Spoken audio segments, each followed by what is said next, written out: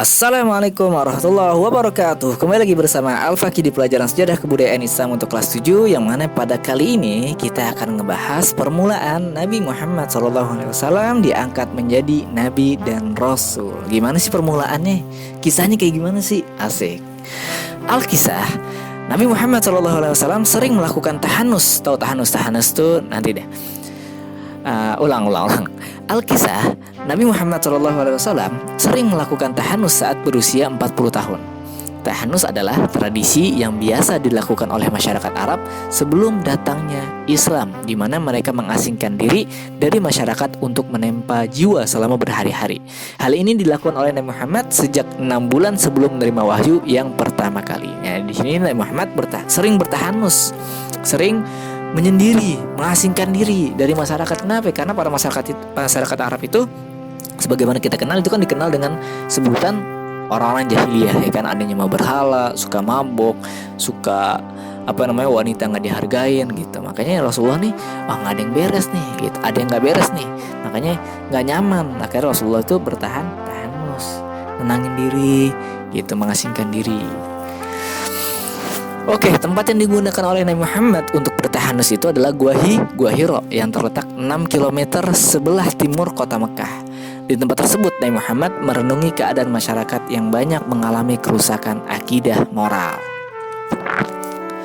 Nah, pada tanggal 17 Ramadan, tepatnya pada tahun 611 Masehi, Malaikat Jibril datang menghampiri Nabi Muhammad SAW untuk menyampaikan wahyu yang pertama. Nah, pastinya nih Malaikat Jibril ini menyerupai jadi manusia dong, nggak mungkin wujud malaikat asli gitu. Malaikat Jibril mendatangi Nabi Muhammad sambil berkata, "Bacalah, Iqra." Nabi Muhammad jawab, "Ma Nabi Qori, aku tidak bisa baca."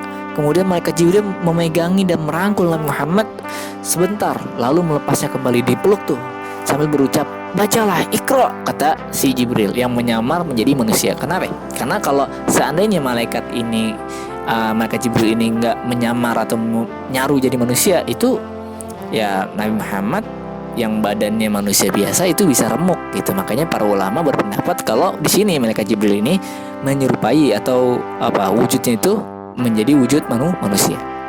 Nah, ketika Nabi Muhammad disuruh baca lagi sama Jibril, "Iqra, bacalah."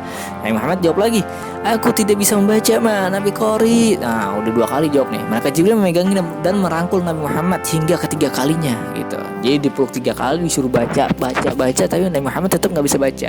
Akhirnya ketika udah 3 kali, nah turun ayat atau wahyu pertama surat Al-Alaq ayat 1-5 yang mana Iqra bismi rabbikal ladzi khalaqal insana min 'alaq Iqra wa rabbukal akram allazi 'allama bil qalam 'allamal insana ma lam ya'lam.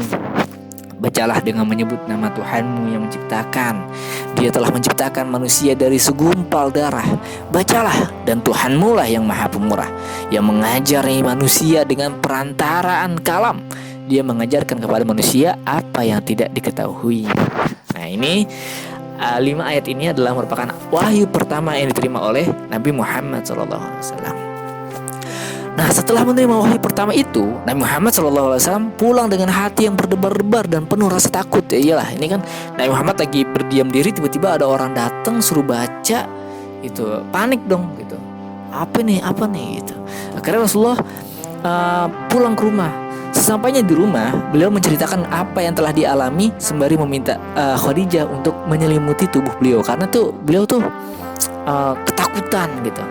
Segera saja Khadijah menyelimuti tubuh Nabi Muhammad yang wajahnya terlihat pucat, tubuhnya gemetar, dan nafasnya agak sesak seperti orang yang sedang demam. Setelah Nabi Muhammad SAW mulai tenang, beliau tertidur.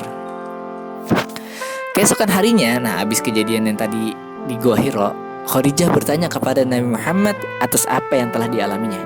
Nabi Muhammad menceritakan semua yang dialaminya, yaitu ketika ada sosok datang suruh Nabi Muhammad baca, tapi Nabi Muhammad nggak bisa baca gitu. Oke, setelah mendengar cerita dari beliau, Khadijah membesarkan hati Nabi Muhammad dengan berkata, Hal ini sekali-kali tidak akan membawa kecelakaan bagimu. Demi Allah, Allah tidak akan menghinamu selama-lamanya, sebab engkau adalah orang yang selalu memupuk silaturahmi, suka menolong orang yang kesusahan, mencarikan pekerjaan untuk orang yang tidak bekerja. Engkau selalu menghormati tamu dan senantiasa pada jalan yang benar. Nah, di sini Khadijah menghibur Nabi Muhammad SAW. Oke, agar memperoleh titik terang atas apa yang dialami oleh Nabi Muhammad SAW, Khadijah mengajaknya untuk bertemu salah seorang tokoh bernama Waraqah bin Naufal. Ia adalah seorang pemeluk agama Nasrani yang paham isi dan kitab Taurat dan Injil. Kepada Waraqah, Nabi Muhammad menceritakan seluruhnya kejadian yang pernah dialaminya nih. Nah, mendengar perihal tersebut, Waraqah bin Naufal menanggapinya dengan berkata, Masya Allah, Masya gitu. Bukan maha suci, wahai anak saudaraku. Ini adalah malaikat Jibril yang pernah diutus oleh Allah kepada Nabi Musa alaihissalam. Sesungguhnya engkau, wahai Muhammad, adalah seorang nabi untuk umat Islam, kata si Waraqah. Karena walaupun belum Islam itu belum ada, Al-Quran itu belum ada. Nah, ini Waraqah ini pendeta, tapi kitab-kitab Taurat, Injil itu masih pada murni gitu. Makanya si Waraqah ini paham tanda-tanda kenabian yang ada pada Rasulullah SAW gitu. Setelah menerima wahyu yang pertama, Nabi Muhammad SAW senantiasa menantikan kehadiran malaikat Jibril kembali. Beliau datang ke Gua Hiro setiap hari untuk menyendiri, seperti yang beliau lakukan sebelum menerima wahyu yang pertama. Nyatanya, malaikat Jibril tidak datang kembali untuk menyampaikan wahyu. Inilah yang disebut dengan fatratul wahyi atau masa berselangnya wahyu. Hingga suatu hari terdengarlah suara dari langit saat Nabi Muhammad SAW berada di Gua Hiro. Nabi Muhammad SAW melihat ke atas.